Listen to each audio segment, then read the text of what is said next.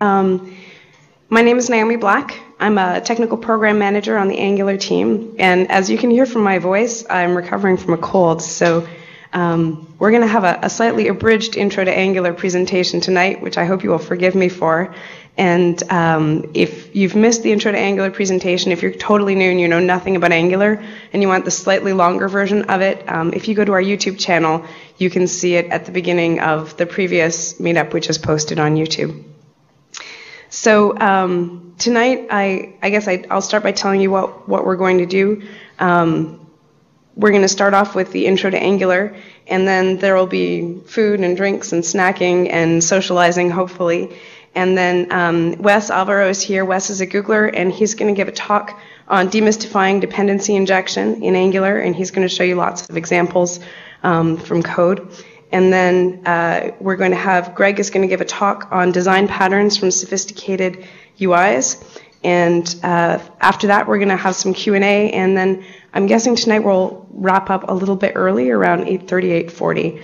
And so for the Q&A, I'm kind of the pinch hitter tonight. If you've been following us on Google+, you know that Mishko and Vojta and Igor are all in Europe this week presenting at Devoxx and other conferences.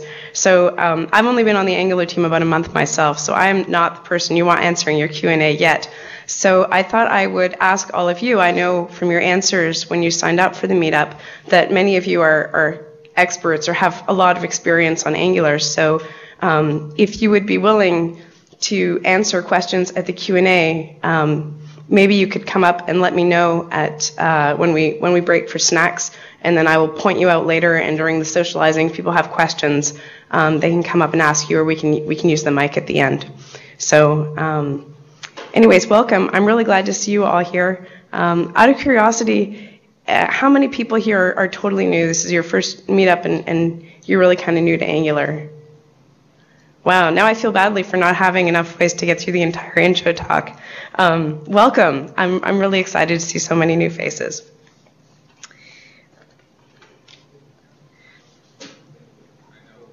So what is Angular?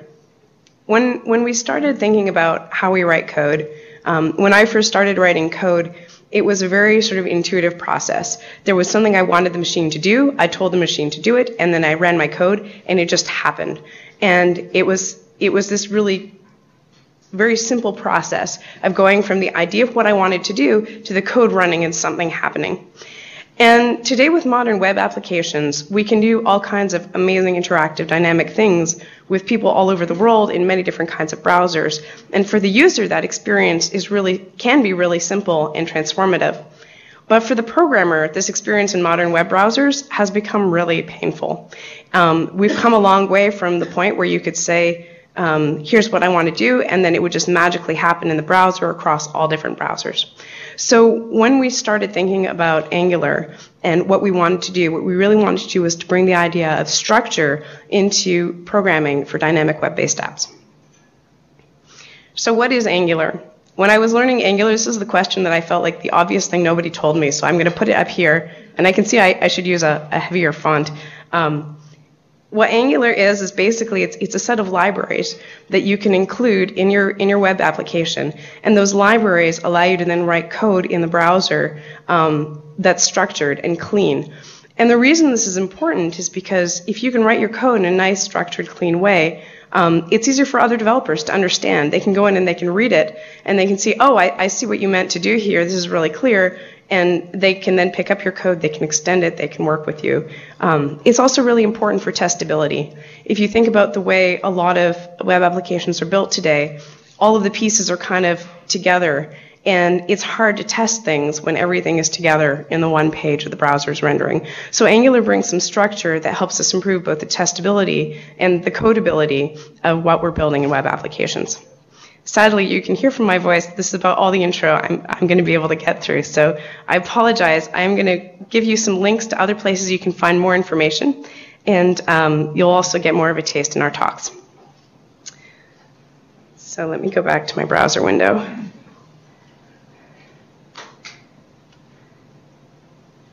So if you are, let me make this full screen. Let's make this a little smaller so you can see all of it. So if you're totally new to Angular and you don't know where to go for help, Start with angularjs.org. That's our homepage. And if you go look on our homepage, there's a link directly to GitHub where you can get the code. You can download it. You can work offline. And the code includes things like examples and docs and demos.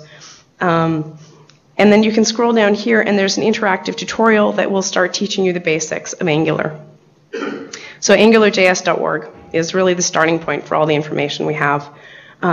We also have a site called builtwithangularjs.org, and this site is a place where you can go to find demo examples, things that other people have built that are actually not just demos, but real working applications. And if you've built something cool with Angular, and you haven't told us about it yet, you should know that if you submit something and we post it here, not only will you get the glory of having people being able to find your application and admire it, but we'll also send you an Angular t-shirt. So I'll give you an example of some of the things you can do. If you're just learning how to do something, it can be helpful to find examples of other people who've done that. So here under tags, I can search and I can say, okay, I want to find examples of people who've done applications using Bootstrap. So if I click here, then it filters to only show me examples of things that include Bootstrap. And you can see there's a whole bunch of other tags on different topics. So when you submit something, we also ask you to tell us some tags so we can help other people find it. So this is builtwithangularjs.org. We have a blog, creatively named blog.angularjs.org. You can find links to all these things from our homepage as well. And we post sort of longer pieces about this, links to other blog posts, explanations, things that we're working on right now, places you can find us. We also post on Google+. If you want to keep up with sort of news and where the team is and things we think are cool on the web, you can follow us as we're just AngularJS on Google+. We have a Twitter feed at AngularJS. This is our YouTube channel. I'm still surprised there's some people who keep asking where the videos are from the meetups. This is where the videos are from the meetups, and it's just youtube.com/AngularJS. And if you go and you look here, you'll see we have actually a playlist of not only our videos, but you can find a link to a playlist that has Angular videos that we found elsewhere on YouTube. So if you know of an awesome video and we're not linking to it here, please drop us a note and let us know so we can link it in. And you'll find tutorials, meetup videos, all kinds of things. And then we have our support forum, which is on groups.google.com, and the forum name is just Angular. And we have a community of developers here. So if you have a question, whether you're completely new to Angular and you're really running into trouble trying to get your first application working, or you're very experienced and you have kind of a thorny question, or you think you found a bug and you'd like to talk to somebody about it, this group is the best place to go to sort of post those questions. And we have a number of people in the community who've sort of been on the group for a long time, who are established, who really help out answering questions on there. And some of them are probably even here. Are any of the people who are contributors on the group here? No, not today. They haven't got here yet. They're skipping the intro part because they know it's like, oh, this is the old stuff. Okay, so that's the end of my very short intro. I will return you to some socializing and snacks. And let's see, what time is it now? It is 6:30. So let's do, I don't know, socializing and snacks for, say, another 10 minutes. And at 6:40, we'll start with Wes's talk. Okay, so if everybody's got some snacks and food and some socializing in, well, we're going to get started with Wes's talk. I'm curious if anybody else has had an onset of some Q&A bravery for later. I should have mentioned that we have T-shirts with our spiffy Angular logo. If you can answer a question from somebody from the audience, I will be very grateful.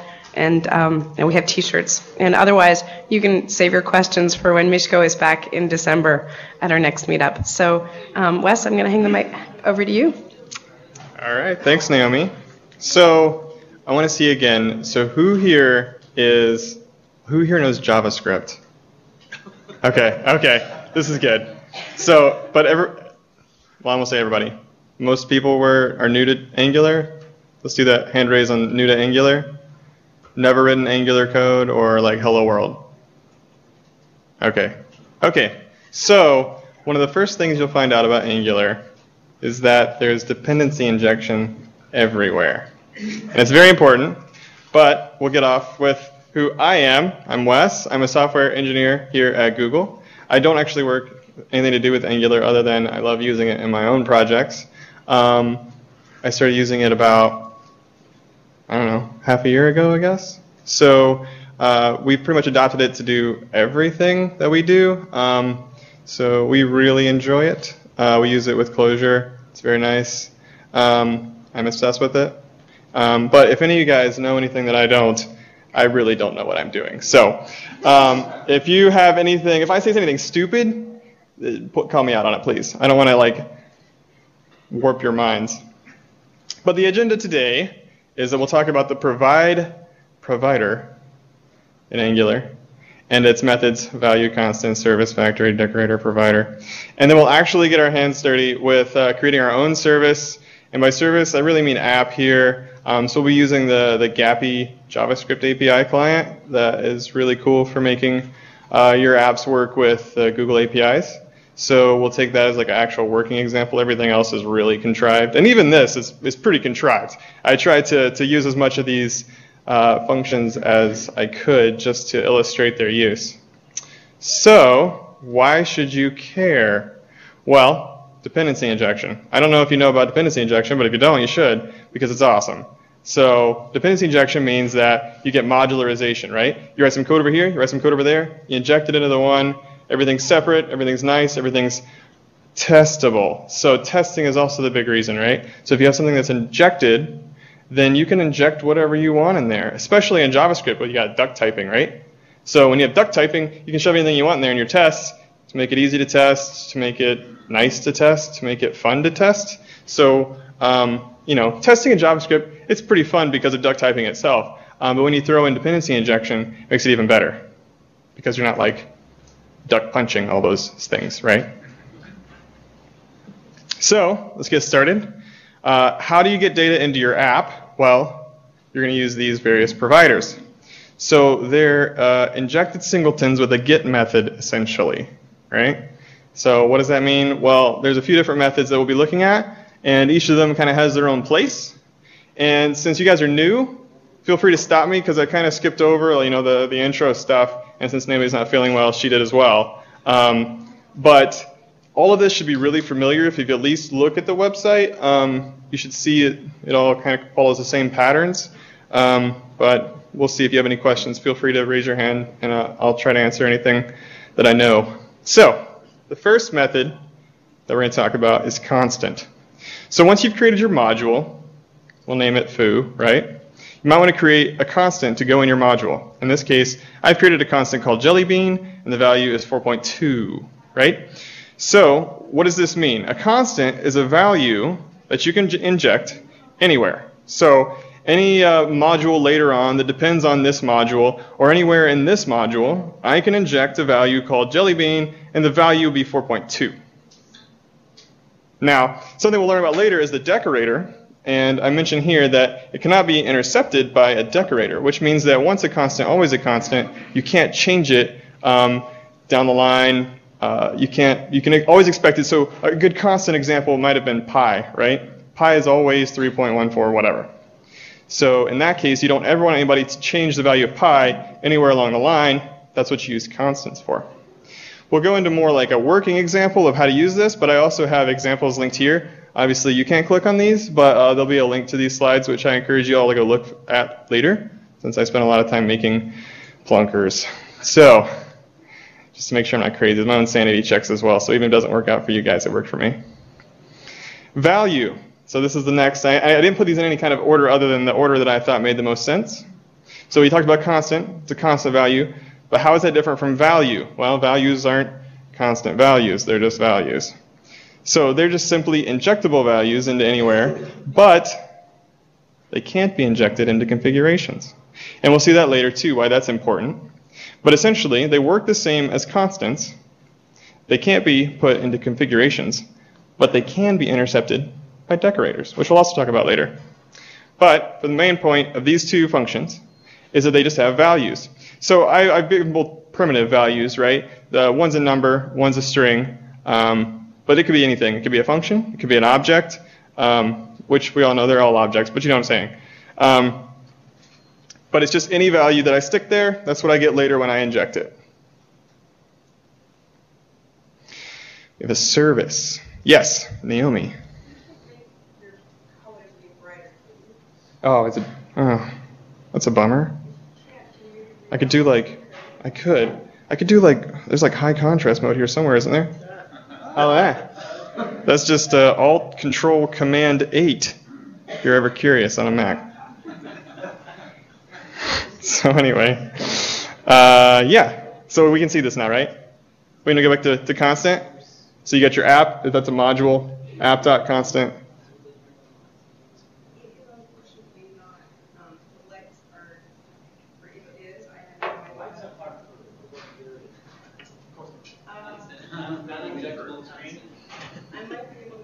It is inverted. I don't know how to uninvert. I don't know how to do what you're saying though. I've got those two options. I don't know. I think the other one was actually better. Oh, really? You like the black with the white and the black? I guess the code is what you can't really see there. Yeah, I can go over. I can read out the code since it's not very contrasty. So yeah, we finished value. We're moving on to service. So this is where it gets interesting. So up until this point, everything that we've been creating for injection is just flat values. Now, all of these essentially use the provider service in an interesting way to provide these values, and we'll look at that later too. But this one is the first one that actually gets injected itself. So at this point, we're creating a service called API. API is totally contrived. Service is really just an injectable constructor, right? So you can see that method there. Takes some kind of dependency, and that dependency can be anything that we've declared as injectable. It could be anything from the Angular library like HTTP. It could be our Jelly Bean from earlier, or our name. It can be anything. But what this does is this actually calls the instantiation function with those dependencies on this function here, right? So what we'll get, this would obviously, you can make it anything. It doesn't have to be inline, right? This could be an object you created with various prototypes somewhere else, but it's just going to get constructed with whatever dependencies you specify. So if you're new to Angular, you might understand how it actually knows what to inject, and that part is magic. So Angular picks out the arguments to the function itself and then pulls those from the dependency injector and gives them to your function. It's all very magical. But if you give it something that it's not already provided, then it's going to whine at you, right? Because everything in Angular has to have a provider to be injected. So what do we use services for? Well, we already explained that constants are just numbers like pi. We got values. You can change those values later with a decorator. We'll explain that. But what do you use a service for? Well, a service is good. And this is one of those things that it's one of those aha moments in Angular. Once you figure out how to use them, you never realize how you went on without them to begin with. But when you have various controllers in your app that you will inevitably have, you're going to want to like transfer data between them or like cache data, right? So in this case, we'll use a service for that, in that you can inject that service into as many of those controllers as you want, or any other service or other things that we'll talk about. And in that way, you can share data, you can share those methods between them, and it's all done for you magically by Angular. You don't have to worry about creating those objects yourself. Angular will actually create these the first time they're used. So, in the case of a service, you have to worry about like memory wasted, that you're creating the service all the time. If you never use it in your module, that you're just providing it as a library for later modules, then it'll never get instantiated until those modules later down the line actually use it, which is pretty cool. But it's important to note that all of these only get instantiated once. So no matter how many times you reference a service or how many times you reference a factory, they only happen once. And we'll see how that kind of works out, plays in our favor. It might be confusing for you maybe later. But in general, a service is a way that you can stay out of the global namespace, right? You can just inject your services. It's amazing. A factory. So factories are a lot like services. A factory is an injectable function for returning factory stuff. It's really scientific. But what that means is, this is just a function. It's not a constructor. It's not anything special. It's a function. So in this case, though, the function does get injected. We see here I've got dep in there. That's stick in whatever you want that's provided. To create a factory widget. So how does this differ from a service? Well, again, a constructor creates an object, right? So new is called on a service. But in a factory, it's just going to call this function and return to you when you inject it later, whatever the return value was. So that's why I have return question mark. You can return whatever you want. So in this case, widget, when I inject it later, I could have my function here return 1. The widget value is 1. And so we can see here that it's a lot like maybe just the value function if we want it to be, right? So if my function just returns 1, it's the same as saying give me a value with the value 1 like we saw earlier. We're all staying with me? Cool. So it's a provider, so we'll talk about providers next, with only a get method. So providers are really interesting, and they're just factories with a get method. So I have 2 examples of this, because you can use either a function. Yes? The question with the factory. So when you inject that factory or widget, is it only instantiated once? So he asked, when I inject widget, the factory, is it only instantiated once? Yes, that function is only called once ever. Okay, no matter if you're injecting that in several multiple. Correct. That's up to you and the value that you return to do something special with it. So you're essentially creating a factory. This isn't a factory, right? Does that make sense? Okay, cool. Yeah, so I have here an example for 2 different ways of doing it, I believe. But you should check those out later too. Now we'll talk about the decorator. Oh, yes. Just to make sure I understand that factory, so it's basically something that gets called at the time of construction of an object and only at that time once. Is that correct? That is correct for all of these. Oh, yes, sorry. He asked, he wanted to make sure that a factory, I'm sorry. A factory is only called at the time of construction of an object. Yes. Okay, he asked if it's only called at the time of construction of the object, wherever you're injecting it, right? Yeah. So in this case, yes. So factories, all of these, they're only instantiated once, whether it's just creating the value, whether it's creating the factory and calling this function, whether it's creating the service and calling new on that function, they're only created once. So when you inject it into controller A, controller B, service A, service B, it's going to get the same object. The first one to call it, the first one to get injected into, that's going to be the one that sets it up, but they're both going to get the same result. The same return value will be given to both. So let me just ask one more thing. Sure. The difference between factory and service. Basically, the only difference is that the service uses new, and the factory is just called directly. That is correct.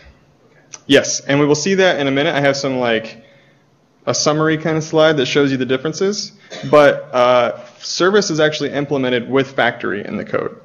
Okay. So yes. It's just a nice little way you just throw in a constructor, right?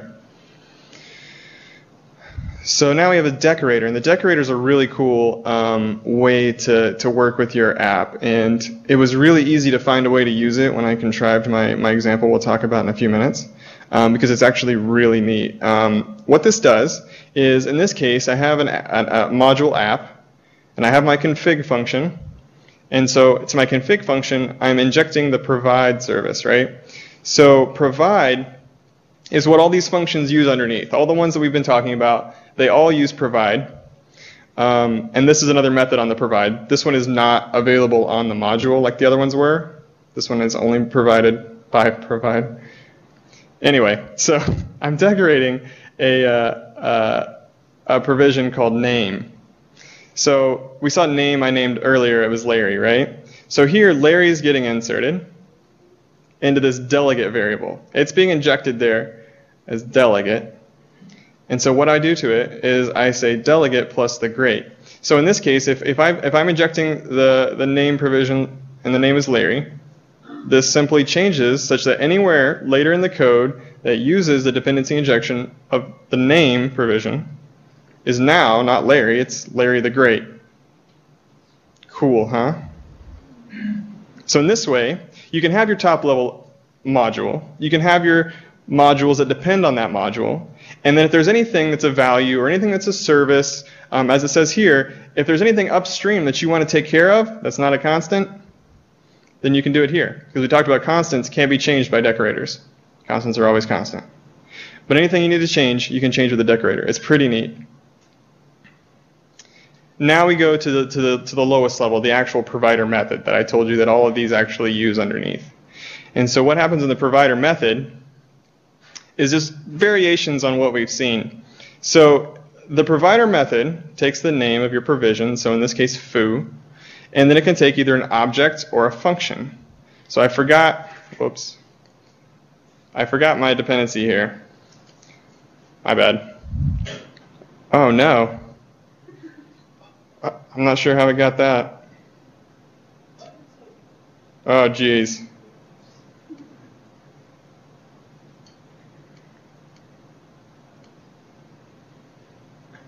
We'll leave it alone. All right. So, no, I didn't. It's right there. I didn't forget it anyway. So here we've got foo, and these are two different options for how to create foo. So one uses the object version, and then one also uses the function version. This is actually not a function. It's a constructor. Sorry. So in this case, the object, all it has to have to be a proper provider, and if you don't have it, Angular will tell you this because it has to be there, is this get property. So what the get property is whenever you inject your provision into some service later, or some module or whatever later, it's going to call that get method, and that's the value that it gives to as the return value of the injection. So in this case, it's going to inject this function with whatever dependencies I ask, and the return value of this function is going to be what gets injected. So you can see here it's a little bit overkill for the various ways you can use it up above, right? So we talked about the constant. So in this function, I could just say return 3.14 and name it pi, right? That's the same thing. But in this case, it's much clearer to just say app.constant pi is 3.14. So you wouldn't go through all these nitty-gritty steps. The same with the other one. So this gets instantiated and then treated just like the object. So it's still got to have its get method on there, and that's what you're seeing there. It's the same thing. So in that way, this gives you kind of more storage options, I said, but I guess, it's an object. You can treat it how you want. So you can create whatever you want. You're not confined to these methods that are set up for you if you don't want to. So, yeah, that's about that. Any questions? All right. So you have a pop quiz. You didn't know you were getting quizzed. So this is a few lines of code. So it's meant to be confusing, but it's really simple, trust me. So these are all the functions that I've just talked about, right? A few of them are a couple different ways of doing it. But you start on line 1, you get app.value, v is 7. And I put this just so there's a concrete example there, right? So I'm declaring a value v with the value 7. Now the ones below there, I've got 3 different calls to config. I've got a call to constant, I've got a call to factory, to run, to service, and a value again. I've also got a controller that I've set up that injects a lot of these into it. So what I want you to figure out is if you can see the problem here. So we've talked about this problem a couple times, mentioned it at least. If you can't, it's no big deal. I know it's hard to read, first of all. Plus, it's a lot of junk on the screen. But if you can find it in the next 30 seconds, I'll wait on you while I talk. Yeah? Is it that you're injecting a value? You're very close. What? In the second app.config? That is correct. You cannot inject a value into an app.config, right? So, well, I would delete it, but I'm afraid I'm going to email myself again. But yes, so that second app.config line with function v, so it would try to inject v into that configuration function, but it would fail because v is a value and values don't get injected into config functions. So that kind of shows you the one caveat of using values over constants. But sometimes it's one of those things you have to do. So app.config can't take a value. Now my next question is, Actually, let me check. Okay, don't look at that. I'm curious to see if you if you know which order that these things happen. So this way, it gives you a better understanding of how these actual dependencies work. So I guess you're missing the understanding of the config function maybe, and then the config function is called essentially before anything can be injected, right? Like that's the reason you can't inject V, is because the dependency injector hasn't been completely set up yet. So it's pretty much the first thing that happens. That's a hint. So if you were to guess, what happens first? I've given you these nice little names over to the side of those functions. You could reference them by that. Or you could just say the variable name in the case of the other ones. No? You already peeked? What is it? The first thing we should do the constants, then put values, then everything else depending on the... Correct. Yes. So we start off with config C, because that's the first config. It's JavaScript, right? It's all linear. So config C happens first. We get config P because config V, remember, is not valid. So that's actually stricken from the record. We get the run next. So run happens after the dependency injector is finalized. So in that case, you see here, I'm actually injecting V into run, and that's totally cool. Dependency injector's been set up. I inject it there. Everything works fine. Factory happens next. Now, why does factory happen next? Any guesses? Yeah? Because the factory gets instantiated on inject time as opposed to other ones on the first use. Yes. So the factory here, we can see in the controller, we're injecting V, C, W, F, P, and S. And our factory is named F, so we see it there, F. It is the first thing that actually has a function attached to it that gets injected. So we've got the provide next. Because again, so up here, P comes after F. So that function is going to happen next. And we'll see that printed out if we had a log in there, which the proof down at the bottom shows you that this is not all made up. And then the service happens last. So it's the last argument there. Now you're thinking, why don't I see V or C or W in that list of things that happened? Well, because this was supposed to be if I had console.logs and all these empty braces. So in this case, that's a little hint for this next question. Why aren't there going to be console.logs when I create my, my constants and my values? Well, in this case, well, here, I'll let you guess. So what's the value inside of my controller for V? What type is it? Huh? It's not a trick question. It's a number. Yes, it's a number. And then C, this might be a little trick question. Object? It is an object. What kind of object is it? Literal? No. It's undefined? Huh? Undefined? C? It's an array? See the app.constant? Let's see if I can highlight it here. This guy right here. Can we see it? It is a function object, correct. Because it's literally whatever I put as that second parameter, right? So it's not getting injected like the factory methods, etc. It's literally that function object that I say is C. So what's V then? Or W? Double V.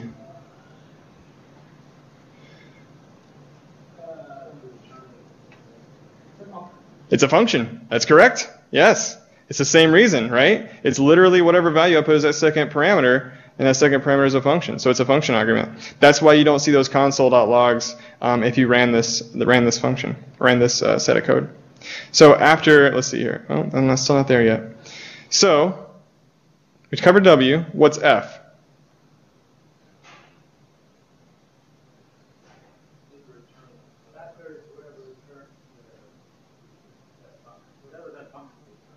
Well, yeah, what does it return? Literally in that code. Nothing. It's undefined, right? So then P is also maybe undefined as well. So we've got C as our function. Our F is undefined. This is why it threw me off. That's not supposed to be there. So I got P twice. So P is undefined, but S, I ruined it. S is an object. right? Because it's not literally that undefined that gets returned. It's getting called with new. So S is just an empty object here. Cool, huh? So you kind of see how those differ. So this is the exact same code across all of these. And so this should show you essentially how all these methods differ and how you can still kind of accomplish the same thing with that P, right? P there is working just like the factory F. Pretty cool. So I have this playground here. It was more like a Q&A type break for me. But if you were curious as to how something worked as another thing, I could, and I don't know if I'm going to email myself, so hopefully not. But in this case, okay, we're looking good. All right. So in this case, like I told you earlier, we could have this pi, right? So if we wanted to create a constant here, and you can't really create a constant because constants really are special, but we could say 3.14. And so that's like creating a constant. It's more like creating a value, actually. So this is how you would create the value pi with the provider function. It's kind of neat. So if we wanted to create maybe a service, right? Or let's do a factory. So we could have something like HTTP injected here. And I could maybe return some kind of crazy contrived example here. So I could return, yeah, whatever. This is going to create me an object that has the method foo on it.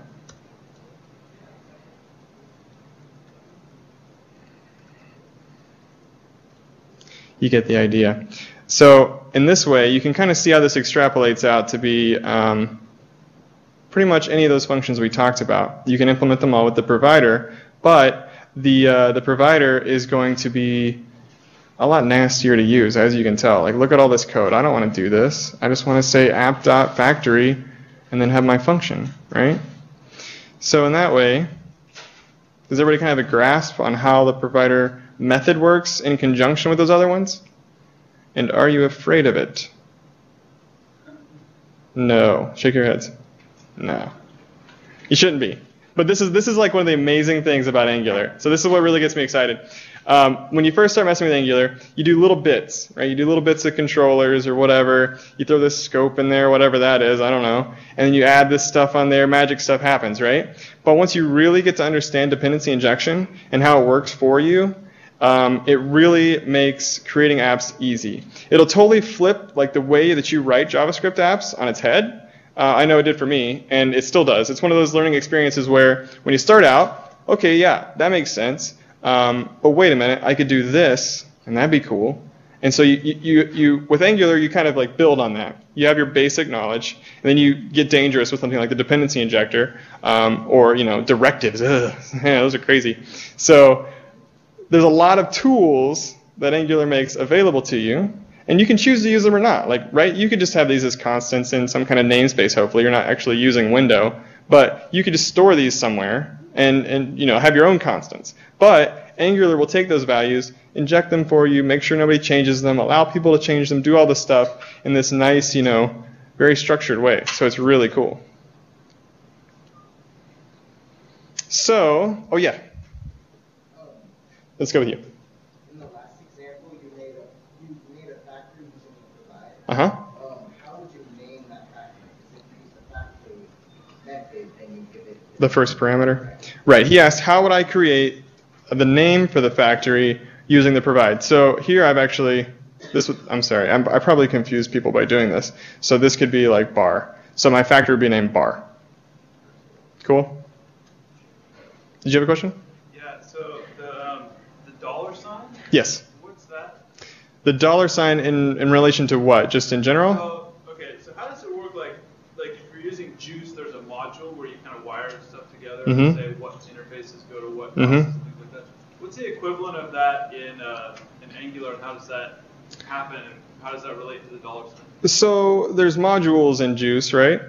So modules in Juice work pretty similar to modules in Angular in that you can have a module, and when you first get your feet wet with Angular, you'll quickly realize that a module is like your application, right? Like that's what gets bootstrapped when you write your application on the page. But really what a module is a little bit, a little bit more than that, right? Like you can create modules, and we'll look at those modules later. You can create modules that are just libraries, and they are essentially what you're talking about. So like with juice injection, you create a module, you say, oh, provide this, provide that, provide that. It's the exact same as creating a module here and saying provider.provide, provide.provider, etc. So it's the same thing. And in the case of most of the functions, like factory and the ones we talked about, you'll just do that directly on the module. So you'd say module equals angular.module, give it a name, and then you'd say module.factory, module.constant, and you're good to go.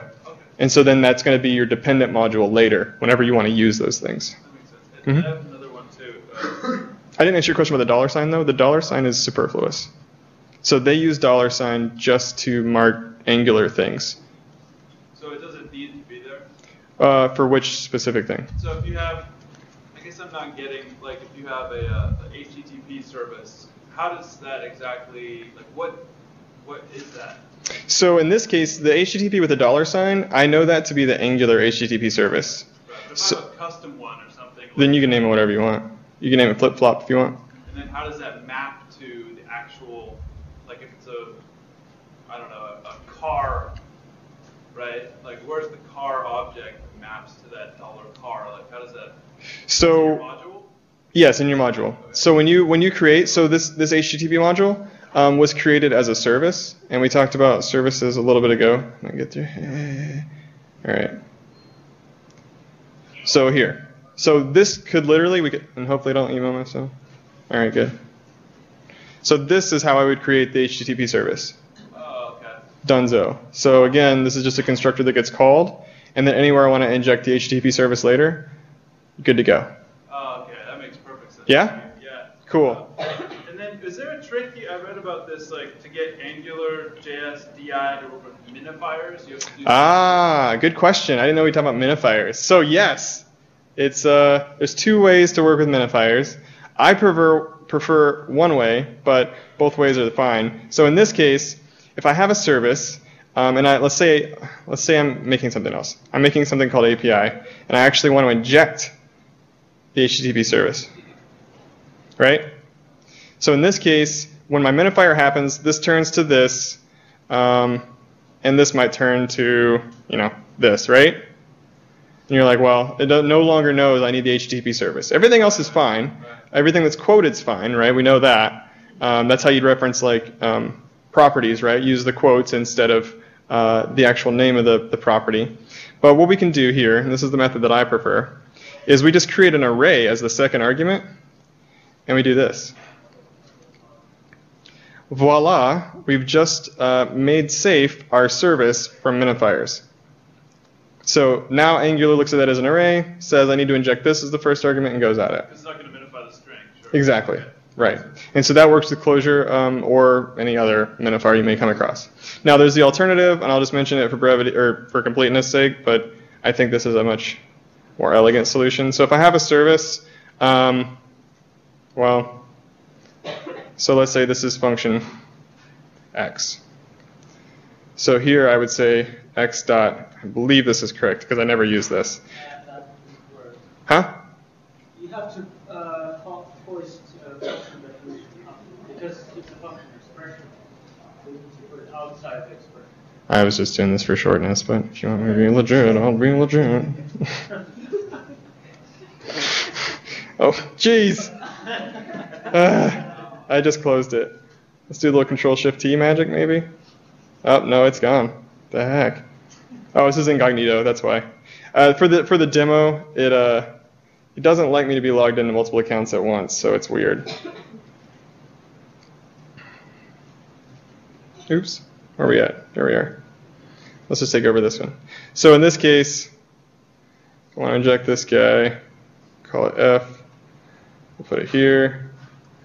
We'll say F. I'll say F dot dollar inject, and then we say like that. So now when this gets renamed to that, we're still good to go. So that's the alternative method. I don't think it's as clear because it doesn't come right together with it. I like to keep all my Angular stuff in one place, and those things can get lost. Who knows where that might end up, right? So that's why I prefer the other method. But both work. So take what you like. Any more questions? Yes. I have two more, but I don't know if they're not specifically related to DI. They're more general Angular. Is this the right time to ask them? Are they short? Yeah, they're fairly short. Okay. Okay, so is there a recommended dependency management solution for Angular which doesn't require listing all JavaScript objects in the application across host page, test, and build? Kind of like something you'd use Require.js for. How do you guys do that in your apps? Do you use a tool for that? That was really long. Okay. Could you rephrase? So I've never used Require.js, so. So if you don't want to list your job, like if you have 100 JavaScript files, Okay. you want to list all 100 in your host page, Yeah. your testacular config, Yeah. and your build. Mhm. You want to just be a recursive blob for the whole tree, right? Mm-hmm. How do you guys do that? I use the Clojure compiler. So Clojure does that for you? Clojure does do that for you. The require and the provides there. But I couldn't give you a good answer on that, I don't guess. That's a good answer. Okay. If you, at the last meetup, they went over Yeoman, and they have a technique for combining all you list out the JavaScript files, and it helps combine them all. But in Angular, it takes a slightly different approach from something like Require.js, and that you kind of just say, here's all my JavaScript files, and because you're using dependency injection, ordering doesn't, depending on how you use it, ordering may not even matter at all. So you just like, here's all my files, I don't really care what order they're put in, and the dependency injection will properly load everything. Yeah, I watched this Yeoman meetup, but they really, you have to list every single thing out in the host HTML page, and it just gets kind of verbose. Yeah, I mean, so you have to list every required JavaScript file once, right? I mean, you're gonna have to do that somewhere, right? Not necessarily. Okay. It's true. Okay. We could talk more offline. And your second question? Is it quick? Oh yeah. Is there any examples of doing TDD from scratch with Angular? Like I know Mishkov had a class he did at Berkeley, and he went over it, but he didn't really start from scratch. He had some kind of pre-laid code and sort of showed TDD. Is there any examples of video or article which shows like a TDD workflow from scratch in Angular? Yes. How do you work? So, computer science. Is there? Yes. It might even be best for you to just do it yourself, to be honest. That was what I did. There's lots of videos that I've seen. I didn't want to watch them, I'm going to be honest. I just grabbed Testacular, and I started writing tests, and it was fast, and I kept going. And it was a lot of fun. So definitely recommend Testacular. If you don't know what it is, it's not what it sounds like. It's a great testing library, and it's super fast. So it tests in the browser, it's too fast to even talk about. So if we get back into this, so now we'll talk about our Google APIs, and I want to go through this example. I think, how much time do I have? I'm good? Like, what does that mean? Okay, I'll keep talking. I was worried that I could either not teach anybody anything or that I would just drone on and nobody would care. But I'm glad that we're learning things, so I will take as much time as I want. We'll talk about Google Drive. So who uses Google Drive? Who uses Dropbox? Boo! I'm just kidding. So Google Drive has a really awesome API. I don't know about Dropbox. It's probably got a good API too, because lots of things use Dropbox. But this has a really cool JavaScript API that we'll be using in this demo / hands-on kind of thing. And what we're going to specifically look at is how you can easily search for files and export to various formats. So when you go to Google Drive Online, you can say export to PDF, export to RTF, export to, I don't know, whatever. So what we'll be doing is taking that and using gappy.js. So the client library for connecting to all these Google APIs. It's really easy to use, handles OAuth for you, and if for that reason only, you should use it. But this makes it really easy to pass in your scopes, pass in all the kind of cool stuff that you need to get an app working really quickly, and then you just make calls as if it's a JavaScript object. I remember paths and all that kind of stuff. So we'll be using that combined with the Drive API's files.list And I'm not sure what this example goes to because I don't think I wrote it, but it's probably a good example. So you should look at these slides afterwards and check out all these examples. I'll go ahead and pimp that again. So the drive.files.list API endpoint lists files from your drive, as you can guess. It does require authentication, but I already said that we'll be using OAuth with the client library, Gappy. It supports search queries, which is cool. It's a pretty inclusive search set. It has built-in pagination, which is also cool. So we'll kind of like lightly touch on all of this, but I hope it'll be informative. I don't know. We'll see. I think it's a cool example. It's a real-world example. So the objective. I finished this one, right? Yeah. The objective. We're going to create a simple app, right? The requirements, it's going to have a search box, and it's going to have a results list that includes some whatever metadata you want to put in there, some thumbnails, because we all like thumbnails, we're visual people, and downloads. We need to download it in PDF, because everybody loves PDFs as well. So on here, I have this, and I will go ahead and try and open this. Oh no! Oh no! Oh, okay, we're good. I'm going to hold Command while I click it. Yeah? Oh, really? I think. Let's see.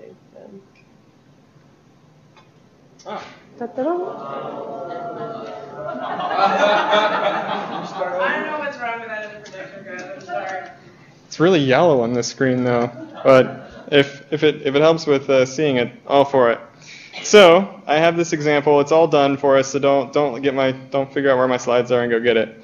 But what we'll be looking at is, of course, dependency injection. So this whole talk's about, right? So I've tried to contrive as much dependency injection as possible. But after I did it, I was like, this is probably how it should be done. So everything is actually dependency injected. I don't have any variables anywhere. And really, I don't input any variables anywhere other than from the website. So it's pretty cool. It's really simple. So don't take this as like some production. There's probably 800 bugs. Don't get picky. But we'll be looking at 3 modules that I wrote, and this kind of shows you how you'd set up those juice modules like he was asking about earlier. So I have one just for Gappy, and this is where most of the stuff's going to be. Let's see. So where most of the code is. I have one for Drive. It's just a really simple way to get the actual method call through Gappy. And I also have our app, and that's the app that's going to be presented on the page. So how will we be using this? It's a good question. You think, well, I have the HTTP service in Angular, and the people that are new, this might not make any sense to you, but it will soon, because if you try to use Angular, and this is one of the things that I really didn't know how it worked when I first started using Angular, if you use Angular with something like jQuery, and you say jQuery.get website inserted here, it returns a value, right? But Angular is totally clueless about it, because Angular does not it's not aware of those actions, like jQuery click events. It's not going to handle those. It's going to handle its own click events. It's going to make sure that the scope and all the changes of the scope are dirty checked during Angular events. So that kind of extrapolates out to like the HTTP method calls. Nothing's going to happen if I use a jQuery method call, to some website somewhere, or a Gappy method call to some website somewhere. And this is, I stress to you, this is probably your number one question you'll have, because most of us are not used to writing stuff with, these contrived, http.get or whatever. You've already got a way you do it, and you might not want to change. And so if you don't want to immediately change over to using Angular full on, you still want to use those methods you have. There's a few things that will take into account. And specifically, we're going to tame the Ajax with the Q module. So who knows about Q? Cool. So Q, for those of you who don't know, since I was a majority, is a library written by this guy named Chris Kowal. Yes. And Angular actually implements a subset of the. It's a very light. In the same way that they implement a jQuery light, there's like a Q light in Angular. And so what is the queue? Well, if you're familiar at all with deferred objects, promises, if any of this is ringing a bell, what this allows you to do is create these deferred objects that you can resolve or reject at a later point with a value. What does that mean? Well, anything that's like wanting something from there that has that promise, it can depend on the result being either this resolved value or this rejected value. And so in that way, you can have these asynchronous calls, and you can just promise them. Here you go, here's a promise. I'll get back to you later when that returns, right? And so in that way, you can, and this is used throughout the Angular code, but in this way you can also use it in your own code with stuff like jQuery, with stuff like Gappy that we're going to look at. Anything that's asynchronous, anything like click events with jQuery or closure click events. I don't know why you'd be using closure click events if you were using Angular though, so you shouldn't. But yeah, so we'll use the Q module, and I'll go into that more when we actually look at the example. But if we weren't using Gappy or our own contrived like jQuery solution, we'd be using the HTTP, which means we don't have to use Q. I'm just going to throw that in there. So we're going to look at the example now. Oops.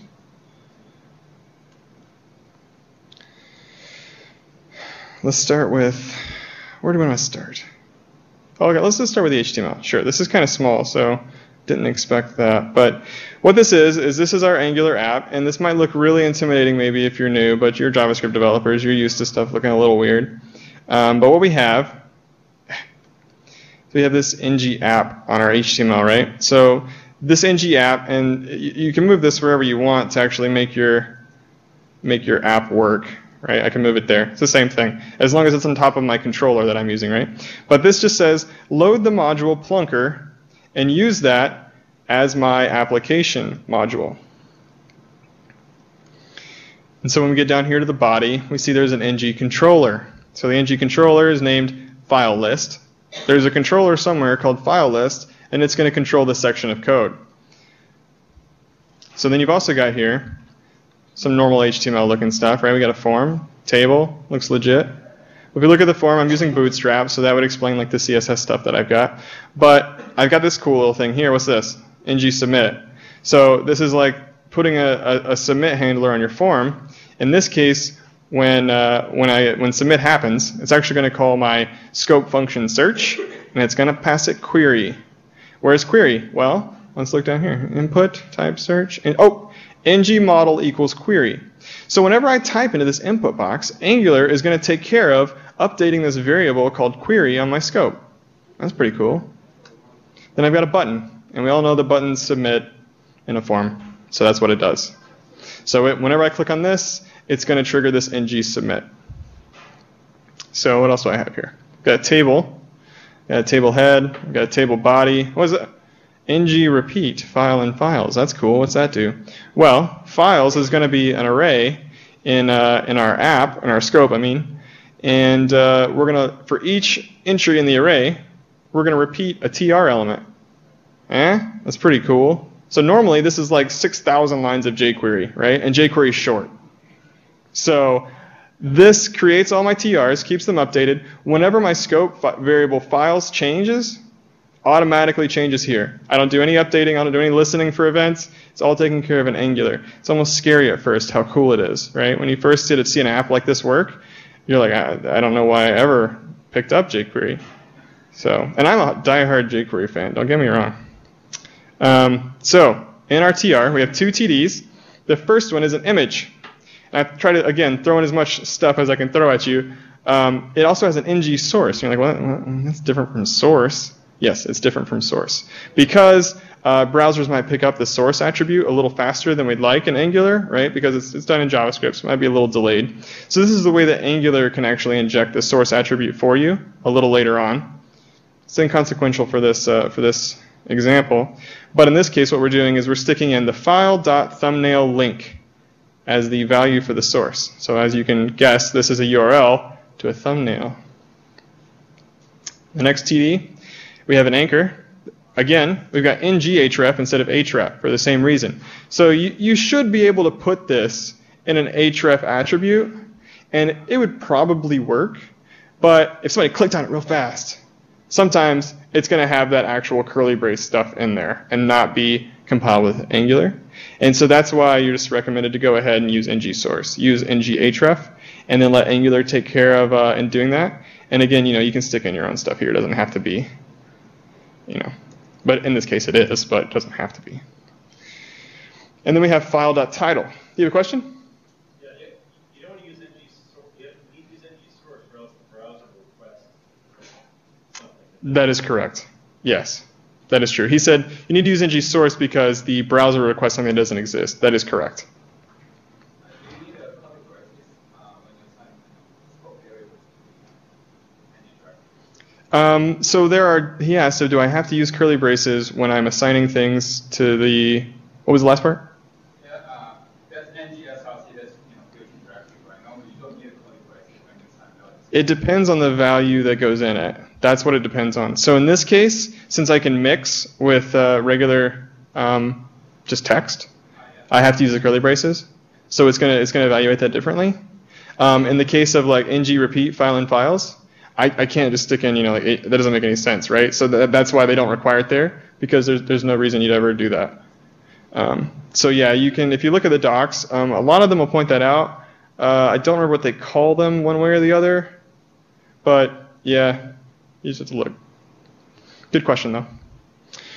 So I also have this tr ng hide on files.length with a call span of 2, no results. So in this case, if my array has a length, I won't show this, right? It's a little double negative for you.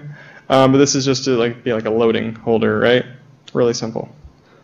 So where do you guys want to start? Should we start at the low level and work upward, or the top level and work down? Top down. All right, I'm going to take that as in gappy up, not app down. I'm enjoying this. I don't know if you guys are. So here I've created a module called Goog. Can you just show a demo of this? Oh, you want to see the whole thing first? That's kind of cheating. Jeez.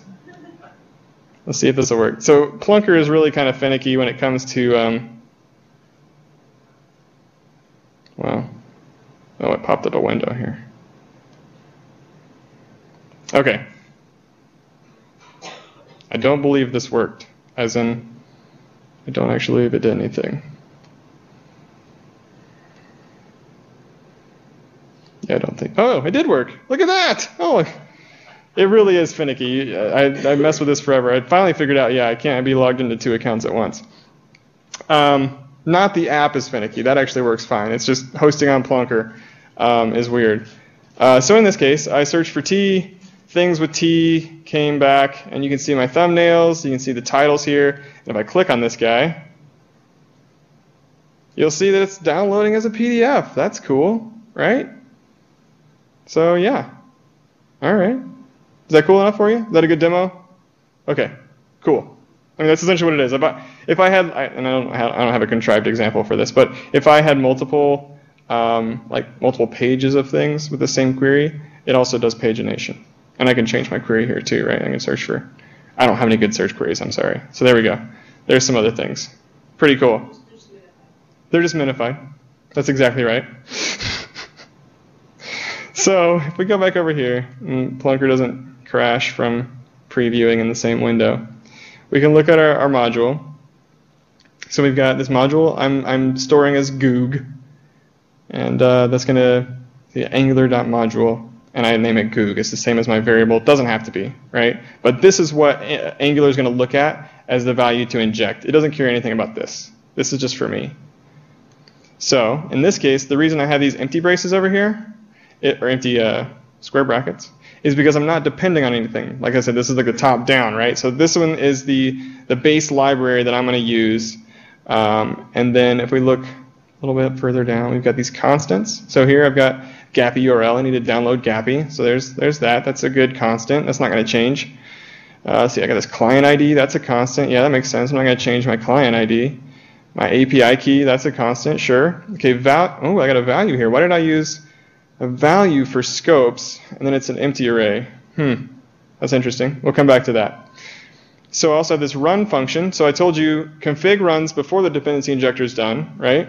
But run runs after the dependency injector is done. So that's how I can inject these other things here. So you can see I'm injecting scopes, which is a value. I'm injecting my key, my client ID, and Gappy itself. But I haven't gotten to Gappy yet. So here we go. Here's my constructor. So goog.gappy, it's a function, takes the root scope. It takes the Q module we talked about briefly. It takes log, just to log in case you're, oh, yes.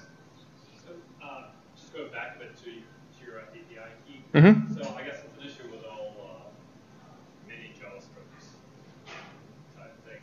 Your key is always publicly exposed and visible in the browser. That's correct.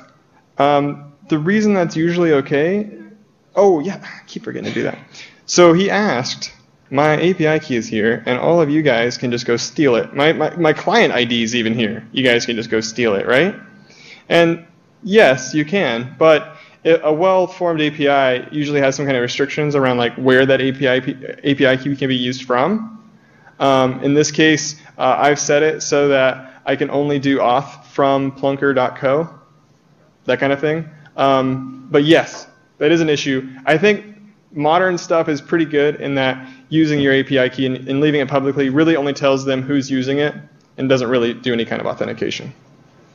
So basically the requirement is you would restrict the scope where the key can be used from to the domain of your application. Right. You would restrict the key to wherever it should be used from, correct. Whoever owns the key should tell you where it's coming from. Maybe google.com, maybe foo.com, right? Mm-hmm. Okay. So in this case, this is going to be a service. So I say goog.service. I'm going to name my service Gappy, and it's going to use the constructor goog.gappy. So it's going to then inject all this stuff into my constructor, and you can see for the most part, I'm just storing it into my class. But wait, what's this? Loaded. This.q.defer.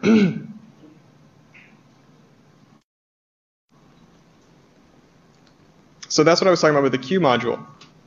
So what this does is it creates a deferred object, and now loaded is this deferred object that has a promise, it has a resolve, and it has a reject method. So in that case, later on, I can resolve loaded when my API actually gets loaded. I can reject it if it's a 404 or some other kind of server error or whatever else I want to do. And I can promise it by returning that promise to anybody that needs to depend on my loading of the API to do any work. In this case, you can see this .ready is just a duplicate of the loaded promise, and you'll see why in a minute. Let's go ahead and load Gappy from the Gappy URL that was injected. And here we go, loading Gappy. So I'm going to create a global function called Gappy loaded. I'm going to bind it to this. I'm going to do some logging. When it gets loaded, I'm going to resolve. I'm going to digest my scope. So this is the magic here. So when you use the queue module, so I told you can have these promises that you resolve or reject. That's very true. But one thing that might not be apparent, but I'm pretty sure somebody's pointed out in the comments on the website, is that you have to digest a scope before it's actually digested. So in this case, if we just resolved the loaded promise, nothing would happen if we just took this line out. And that's because, well, there we go. And that's because, I don't know why. Seems to me like anytime you'd want to do that, I guess the reason would be you don't want to apply the scope in every successful or not unsuccessful resolve or reject, right? You just want to do it all at once. So if you have multiple promises that you want to resolve or reject, you want to save them all up and do like one digestion of the scope, because I guess that's pretty much the expensive part of this. So that's why I have that digest there. And what does that mean? So that tells Angular, in this case, this is like a callback, right? So this should look pretty boilerplate down here. I'm creating a script tag. I'm sticking it on the page. My computer's being very slow and not highlighting, but hopefully it's not broken. Okay, it might be broken. Oh, there we go. So this is just creating a script tag, and this is a callback. And so when the callback gets done, that means that my script's loaded, the callback happened from the script, I resolve my loaded because it's loaded, and then I also digest the scope. And so at this point, anything that's depending on the loaded promise will be resolved. Pretty cool. So, geez, what the heck? It's a Mac. I think it's done. Oh, it is done. All right. All right. I think it's actually because that was a child window. I blame it on Plunker, actually. Plunker does this, it's really neat when it works, but it's really annoying when it doesn't, where if you make changes, you can see live changes elsewhere. So it's like constantly doing this JavaScript communication. But I think they have a few optimizations to make. Plunker, by the way, was written in Angular. Let's go back to Gappy. So, well, if it's a good thing or a bad thing. It's a good thing. I was kidding. So, we load that. Let's see here. Dadgummit, it's at the same point every time. Well, Apologies. Oh, there we go. All right, I'm trying to figure out where I am, actually. Okay. Okay, I know where I am. Okay, so we've loaded. Oh my gosh.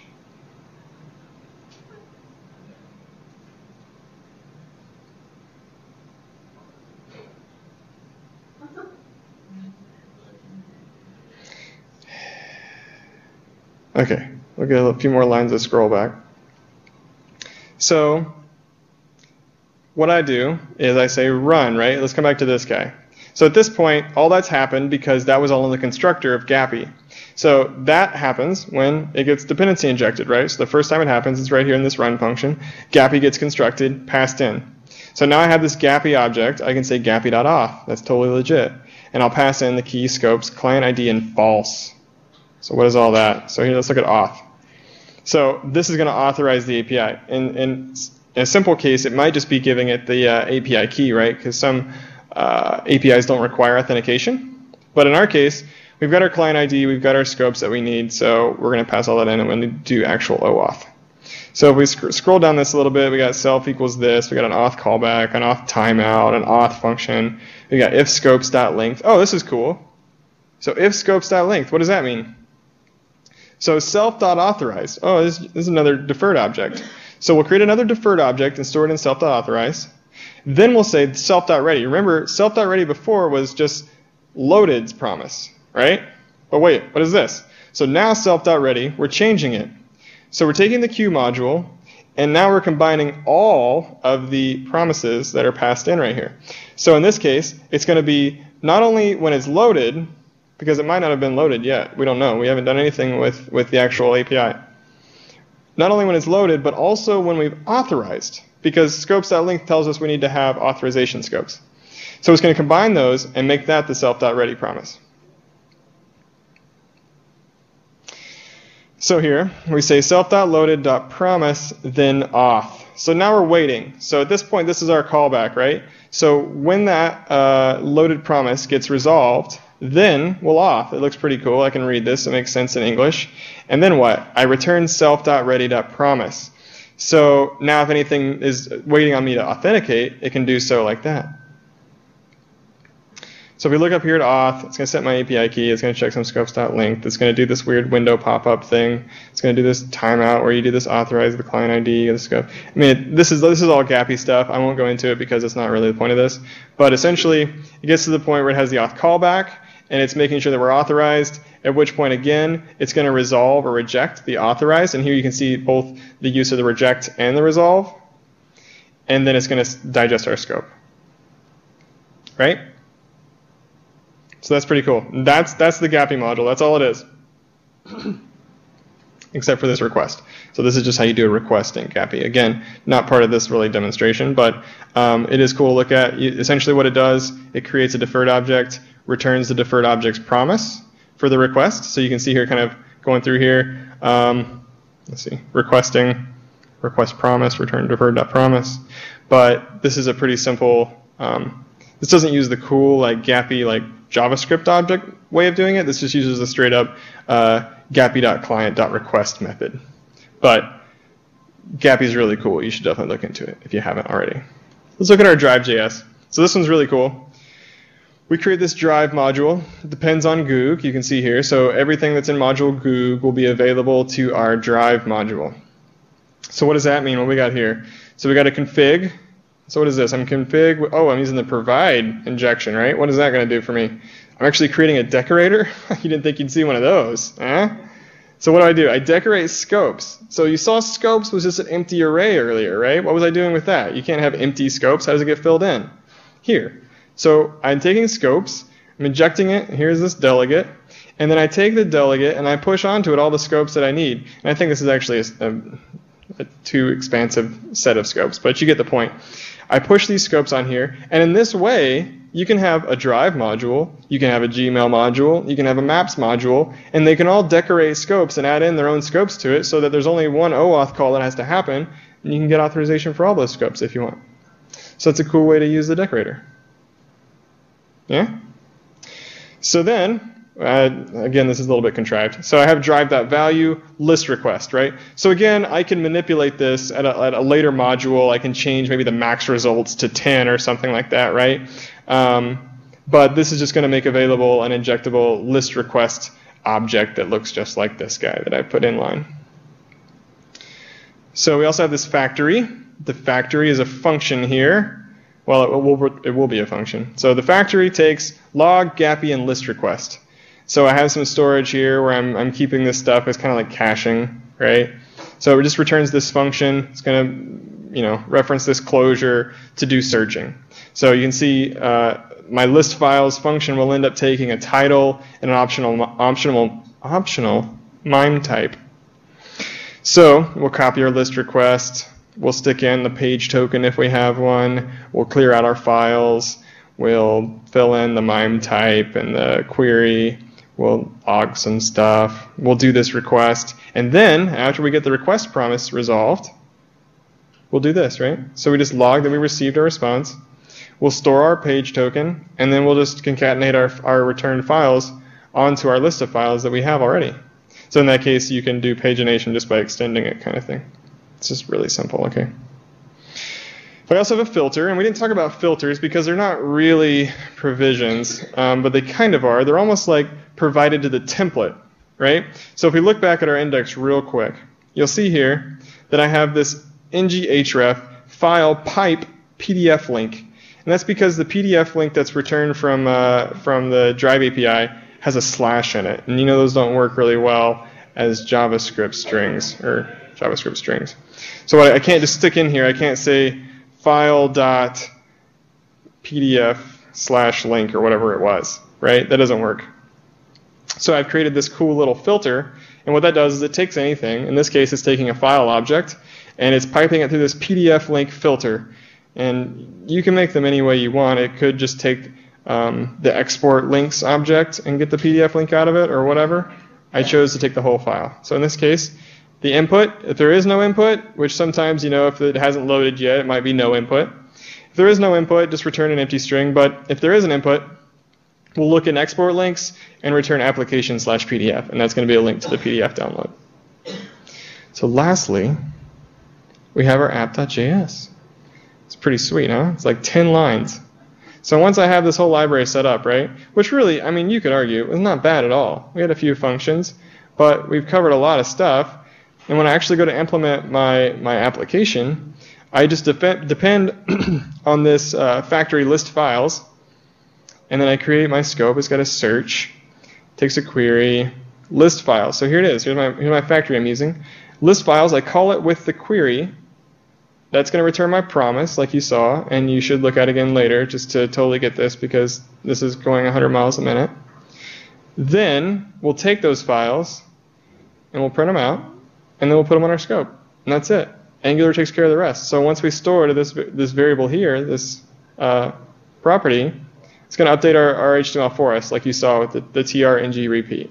So that's kind of a really cool working example of something that's actually applicable maybe to URI. So I know, like in my stuff that I do here, totally unrelated to really anything. It's all internal stuff, but we use Gappy for access to the internal Google APIs. And so I do this kind of stuff all the time, just like messing with these Google APIs through Gappy. And so I thought it was really cool to actually see a short working demo, and I hope you did as well. And at this time, if you have any questions about this application, please ask. Where can people find this online? Yes, where can people find this online? I'll answer that one really quick. Dadgummit, I'm not used to this presentation. So you can email me at wna@googlers.com, or you can look at this presentation at this URL. I minified it, so it might be easier, it might be harder to read. You can read it. Yeah, we can put a link to it somewhere, I'm sure. But I would definitely recommend looking at all the slides, all the plunks that I made, and the app itself. I think there's a lot of cool, interesting things. And if you find anything that I did that's really dumb, please email me. But if it's just a little dumb, don't email me. Yeah. Okay. So if you had a service built that Angular using the entry source thing,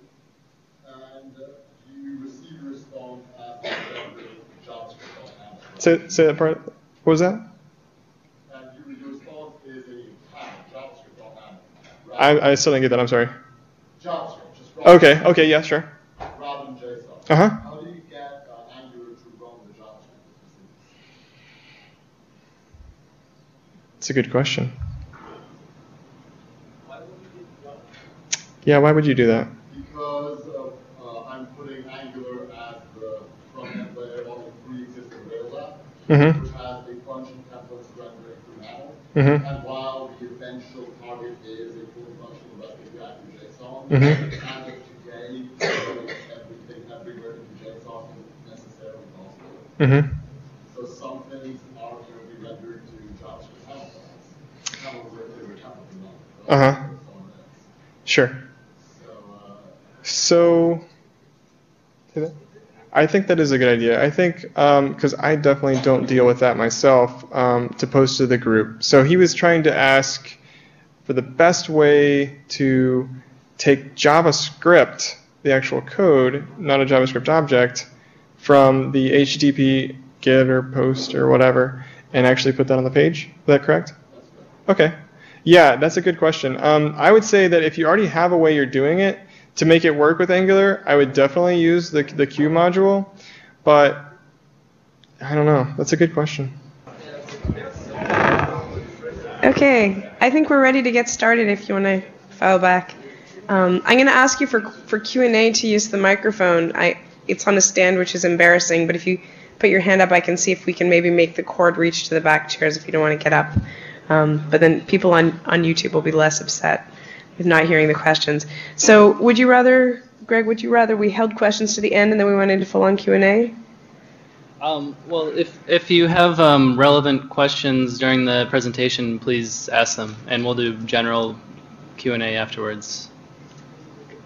Okay, so this is Greg Weber, and he's here to give us a short talk. Okay. All right, thank you. As I said, please feel free to ask questions. So we're using AngularJS to develop Facebook app. There's a lot of stuff going on. I don't know if I have proper network connectivity to that stuff is going to work or not, but lots of buttons you can click, different tabs and things like that. So there's a fair amount of complexity in the UI. So what this presentation is about is dealing with complexity, which I think was someone's concern in the last question. So I think that was a great segue. All right, so there's many different tools that are at our disposal to deal with complexity. The first thing is you probably need to choose some kind of framework. So we're going to assume you chose AngularJS for at least the beginning parts of this talk. So this is a good choice. I mean, the different frameworks have different pros and cons. So so I think you need to choose a framework that has good two-way data binding. There are other frameworks out there. AngularJS is the only one that operates based on, propagates the data binding based on efficient dirty checking.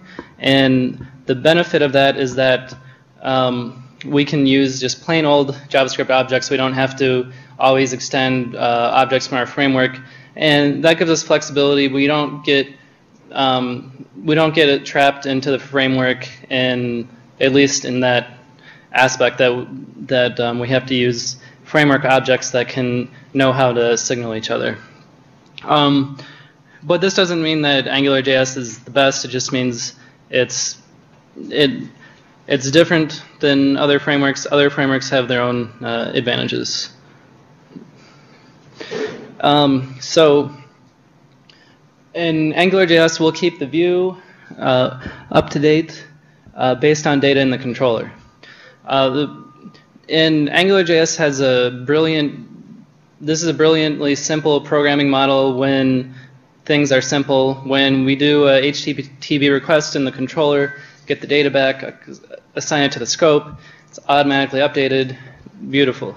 But the problem is that as we grow an application, we need to start taking code out of the controller, put it into a service, which that alone is fine and doesn't necessarily introduce problems. But then, as the user interface gets more complex, we're gonna have multiple controllers communicating via that service, and now we're out of the nice, perfect, simple world where everything just works easily every time, and we have to find design patterns that we're going to use to wrangle this complexity.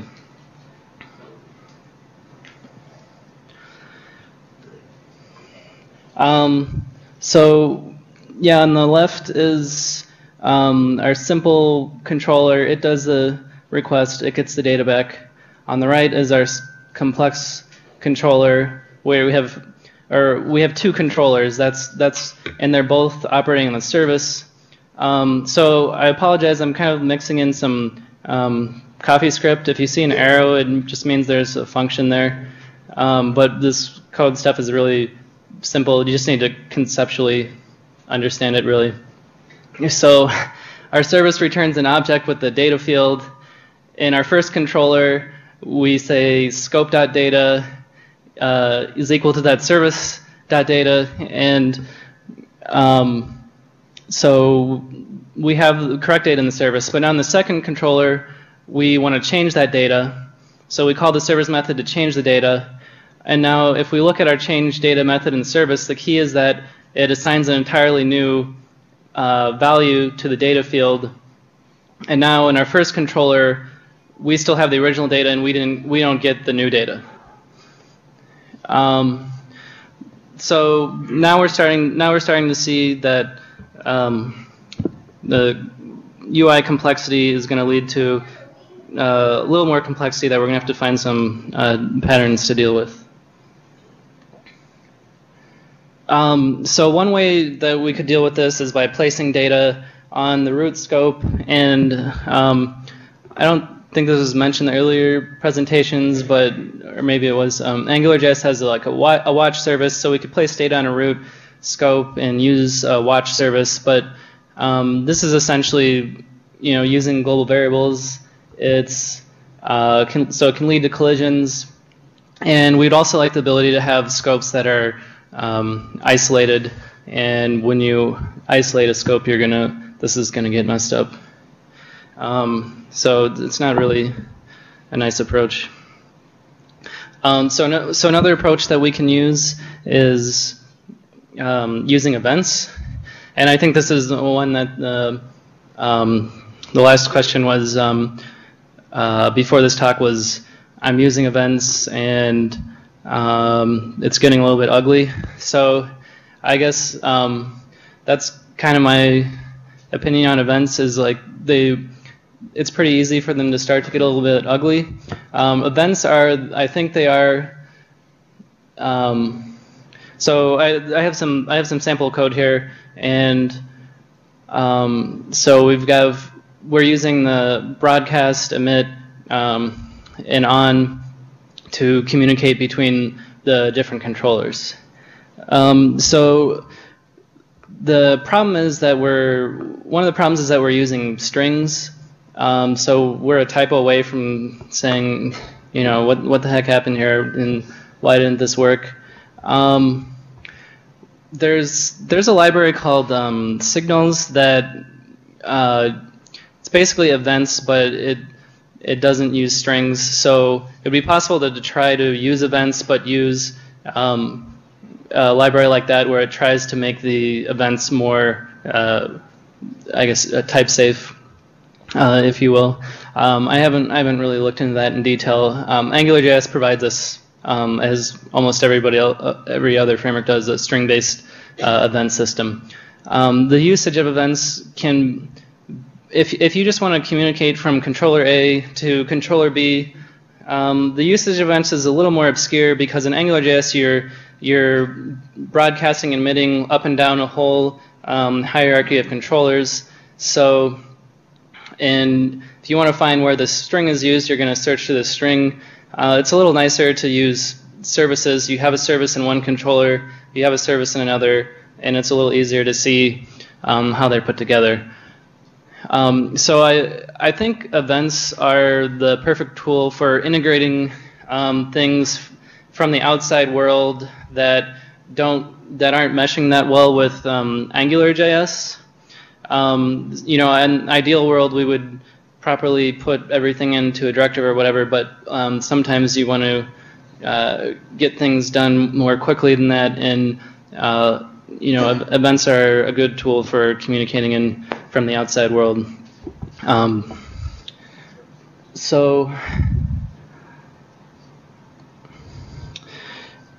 So here's another approach.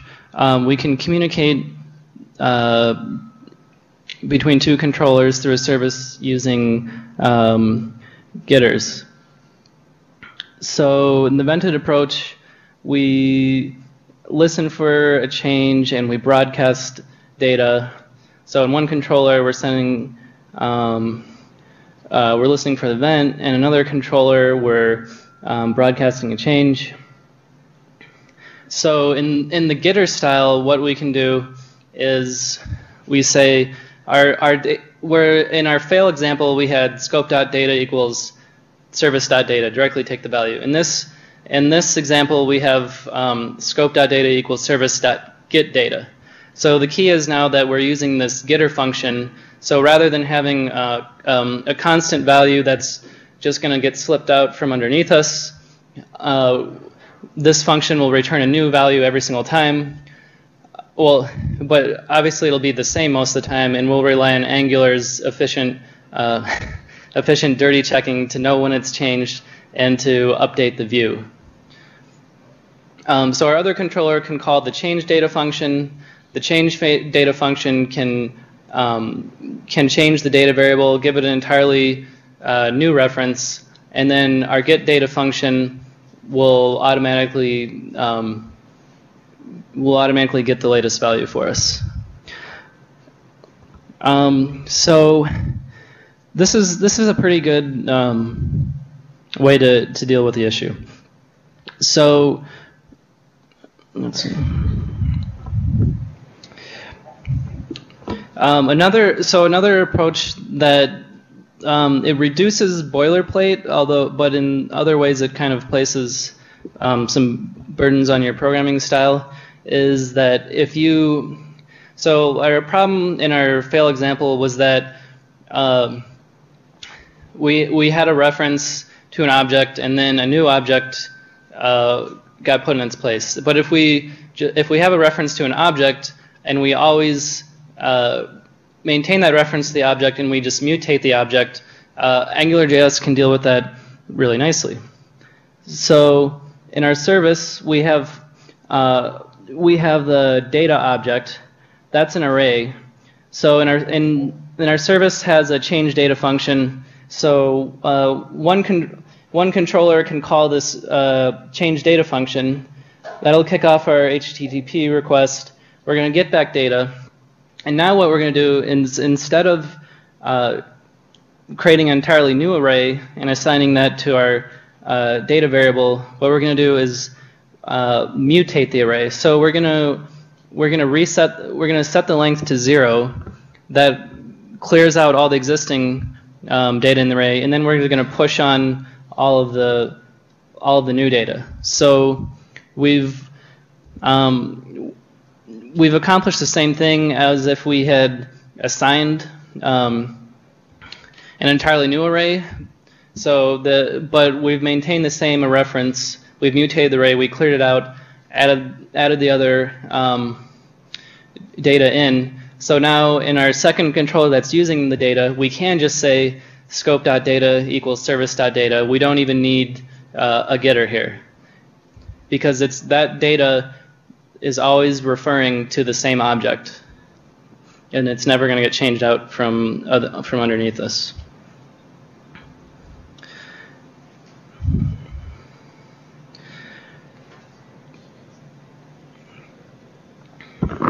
Does this make sense to people?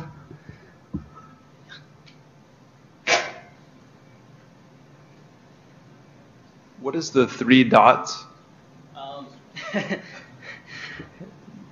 Well, in this case, that means like that would be where your URL would be. Yeah, like that's your request URL. I thought it had some meaning. Yeah. No. Oh, did I lose my? Did you have a question? No. No question. You have a question?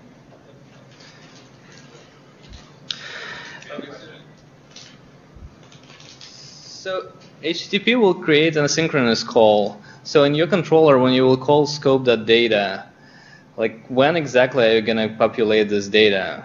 When the service actually will kick it off success method?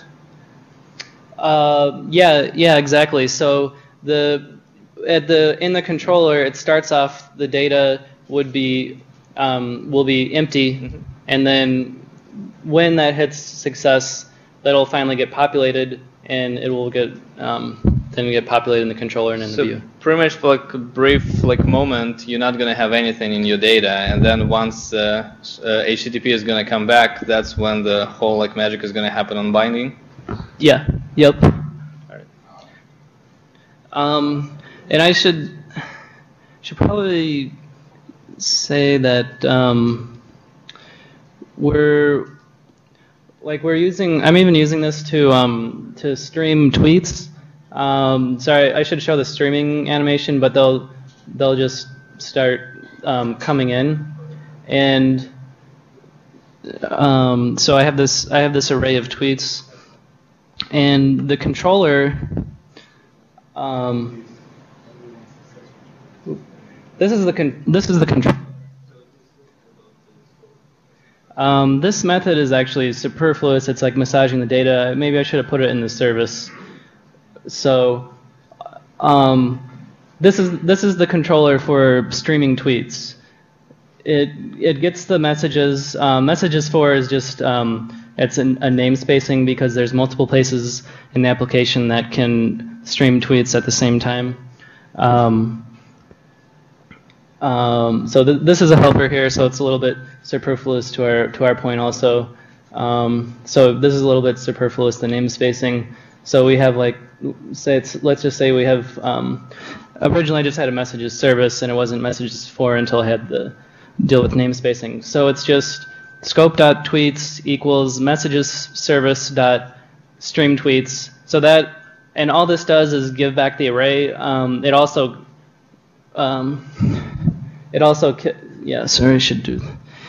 kicks off the API call. But all this actually does is it starts by returning an empty array, and then it will change that array. And this is also kind of superfluous. So this is all we have in our controller. It's which is nice. We have everything back in the service, and the controller doesn't have to do complex things.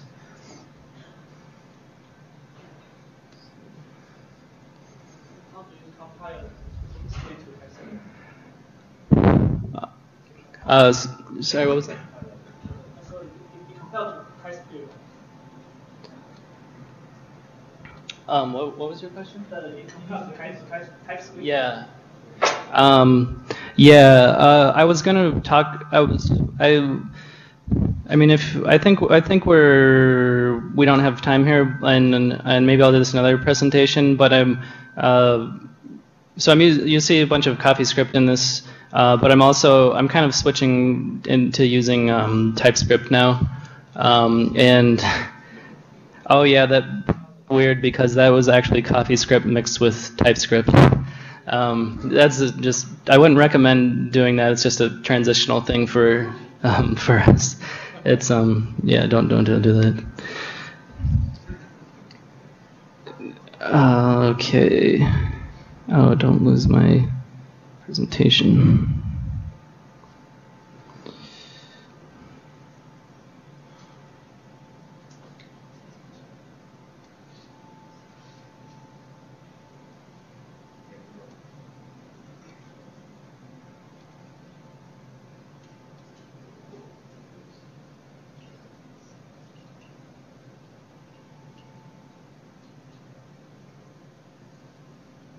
Oh, maybe I can do this here too.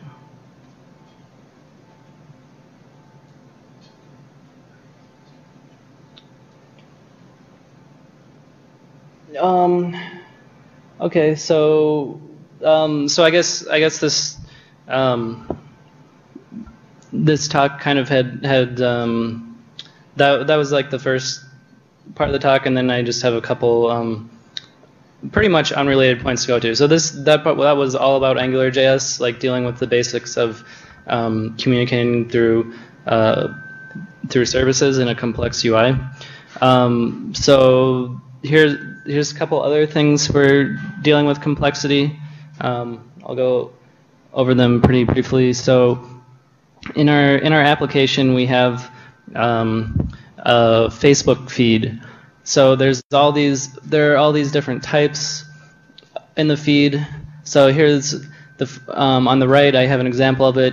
In the top picture, it's a picture from Redneck Island, I think, which is probably a fantastic show. I've never watched it though. And the next feed item is a link, and there can be a video in the feed. There can be like a survey with questions. So these are really pretty unrelated. There's some underlying commonalities, but they have a lot of differences. So the original code we had basically had one schema or one object type to model this with, and there was like a whole bunch of potential null or undefined fields, because each record, so like our photo type has a photos field, and our video type has a video link field. The video type is not supposed to have a photos field. The photo type is not supposed to have a video link field. So we found a library called ADT.js that stands for algebraic data types, and it allowed me to properly model this kind of data. So I still have a dry schema. So sorry, this is CoffeeScript again on the left. Looks a little weird because I have these custom merge methods. And so I'm using the merging to basically do inheritance of the fields. So there's some commonality and some differences. So our code, before I had to like look in the documentation to figure out if this there was just a kind field. I had to look at the kind field, look at our documentation to figure out if the object had the correct fields or not. Now it's being enforced through this library. So I'm using this as a basic data layer, basically. So it's something you might be interested in checking out. So this is maybe gets us back on track with directly with dealing with the complex UI a little more. There's this concept of state charts. So if I showed you the original user interface, and we have these multiple tabs, and there are these tabs on the left, and I want to go click on this one. I'm going to go over the guide tab, and when I come back to this tab, it should know that I was here. And we can have pop-ups. So a lot of interactions, and we want to be smart about remembering what happened, where the user is, where they can go. Figure out what should happen every time we make these kind of user interface transitions. So somebody came up with the concept of the state chart. It's not user interface specific. It's basically a tool for dealing with complexity. Essentially, usually people just use a bunch of implicit state mutation, and eventually somewhere along the line it gets messed up, and you write tests and you do a bunch of QA, but the implicit state mutation generally just leads to bugs as you grow in complexity. So what this does, it allows us to be very explicit about what states are allowed in the user interface. So we start from a root state. I have to go into an authentication state, and then I get into the logged in state. So state chart is like a finite state machine on steroids. So I'll go into the display state, and then this has multiple possible substates. Each one of these was a tab, essentially one of the main tabs in the user interface, and then these states were sidebars in this tab. These states were more selections within this tab, and then I also have it also allows for concurrent states. So there's a concurrent pop-up state going up, so I can have one pop-up open at a time, and that can be the settings pop-up, or it can be a show detail pop-up, and when it's not open, the pop-up is closed. So this way, we're very explicit about the state. I can explain this diagram to people, and every time we do a state transition, I make sure that let's see, so yeah, every time we do a state transition, there's code that gets run. So here I'm doing saying when I enter the login state, load the users, load this user data. I guess I only have enters here, but there's also, you can also register code that's run on exit. So the beauty is, this will always be run when the user transitions through different states of the user interface. And so here's when you go into the guide state, it activates the guide tab.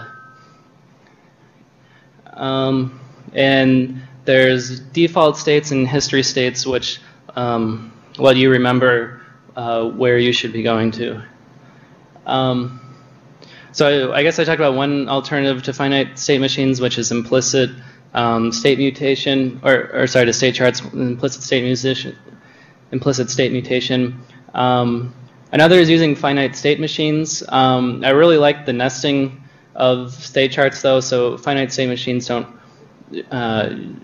have nesting. Some people, I think people tend to use routing for some of this. So routing doesn't deal well with concurrent states or nested states that well, or remembering history of the multiple different places the user could have been very well. So it's not quite the full solution either. So I think I read that the Ember framework was working on incorporating state charts with routing, which I'm not actually doing routing right now in my application, but I would probably, I think I can incorporate AngularJS routing with the state chart fairly easily. So there's an existing library for this called Stativus. There are some other libraries that I found that were didn't seem to be well maintained, or were GPL libraries, and I wanted an MIT library. I found the Stativus library to be a little lacking in some regards. So I wrote my own, and I'll be open sourcing that. So if this interests you, you can contact me, and I'll probably have this open source next week. So let's see. Where we at? State charts. Oh yeah. So are the state charts making sense to people? So the main thing is you just say state.goto, you go to the next state. I have logging in the application, so it says, okay, you're entering authenticate, now you're entering logging, logged in, so I can see exactly what state I'm in as I'm developing. Oop.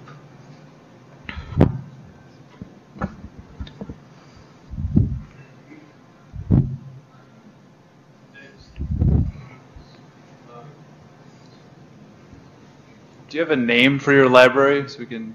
My approach is tree based, so I think I'm going to call it something like tree state chart. It's like I'm really thinking of state charts as trees. It's probably overly simplistic, but it's like what's working for my use cases. But you can just email me. I'll give you a card or something. Actually, if you send it to me, we can put it on the Google Plus page, and when we post these slides to YouTube, we can also make sure we include it in the description. Thanks. So that's it for my presentation. I know some of you are more beginners. I hope that this will help you avoid some pitfalls, and I hope it helps people recognize that AngularJS is not perfect. You're going to have to, as things get complex, you're going to have to figure new things out. And I hope some of the more experienced people can give me feedback on the techniques, and maybe they have some different ones of their own they can explain to me. So.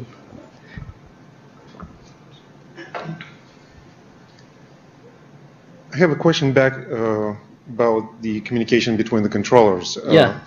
So you had two examples that I like. One is the mutation based, another is based on function call. Can you give anything, comparison between these two, pros and cons, or maybe have you profiled those, or what is the best practice? Basically, that's what I'm talking about. I seem to really like the mutation for arrays.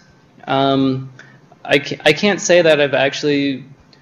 I guess I'm not at the point yet to make an opinion as this is better or not. But I would say if you're going to do the mutation, do it for arrays, and then if you're doing an object, you're probably going to want to use the getter as a starting point. So.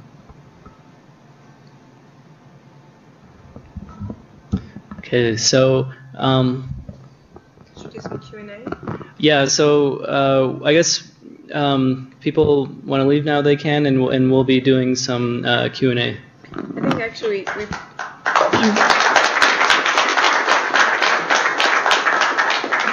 so thank you, Greg.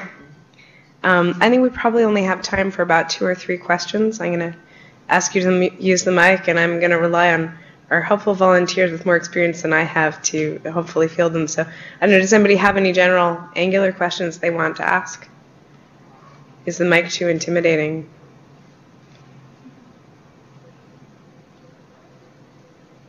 Have you asked all your questions? Oh, a tentative hand? I've got one. And I've asked a similar question a few meetups back, but the question is, has anybody created services that they've used in AngularJS but also been able to reuse in another MVC framework? If so, how did they, what techniques did they use, and how did that work out? I can say, going from the other direction, I've been able to integrate other code with Angular, like through events, as I mentioned in there. I haven't really gone the other way, but that may be a good. To a certain extent, it's a question about how do you do that, like get a service out of Angular, possibly, maybe, in that case. But. One of the nice things about Angular is that it's just vanilla JavaScript, that it's really easy to mix with other things. I guess it really depends on your use case and like which MVC framework you're going to use with it, because I think it fits in differently with each case. But I think it's one of those frameworks where you can take bits and pieces of it and work it into your code, right? So I can't give you a concrete example because I don't have a concrete example, right? But for the most part, it just works with pretty much whatever you have. Obviously, handlebars, it might be a little different because it uses handlebars itself. But if you use the interpolate provider, you can change the handlebars even. So you could even use other templating languages that use the same symbols, etc. So maybe an answer is if you give a more concrete case on the mail list, you'll be able to get a better answer.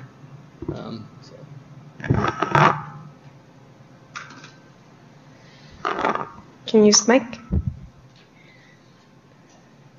So in the past, I've written tests, Jasmine tests, querying the DOM with jQuery, like writing those tests first before the implementation. So how does that compare with the end-to-end testing framework that Angular ships with?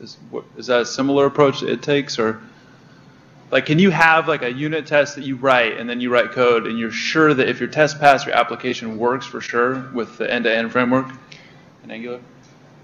I don't know if you're ever completely sure, are you? Angular is really good. It's probably the best that I've found for doing unit tests and really knowing that your application works, because of its vanilla JavaScript, right? Like you can create these easy mocks, you can create these really simple injections that, I mean, you can be pretty sure that it does what you think it's doing. Plus, a lot of the magic's in Angular, so really don't try to unit test Angular. Right, but I'm talking specifically about the end-to-end like integration test. Sure. Type stuff. You mean end-to-end test being implied by the unit test? Is there like a thing missing? I think you're first loading the application and actually clicking on the button, simulating browser actions, not just Jasmine. Say that again? So actually loading the application and manipulating the browser, Mm-hmm. the buttons and enter text and stuff like that. There is something about that in the Angular tutorial. I guess I don't really get the question. So there's two types of tests that I've read about in the Angular docs. One is straight unit tests, and one is end-to-end tests. Mm-hmm, mm-hmm. So is the end-to-end tests, is it implemented? I'm trying to understand its implementation. So is it querying the DOM to see if things appear there, kind of like that, or how does it work really, like the end-to-end testing stuff? That's a good question. Okay. I couldn't go into it. So I'd like to suggest if you could ask that question on the group, I can go harass Vojta, the author of Testacular, and get him to answer it, or get somebody on the list to answer it. I think it's a good question. I'm sorry I don't have an answer that's quite as specific tonight.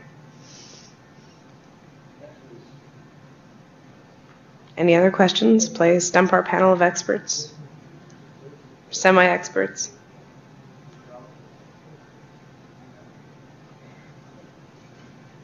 All right, well, if nobody has any more questions, I have some Angular stickers. If anybody's dying for a sticker for their laptop, come see me. And if you asked a question or helped answer a question, I have a few T-shirts here. If there happens to be one in your size, come up and say hi. Thank you so much for coming.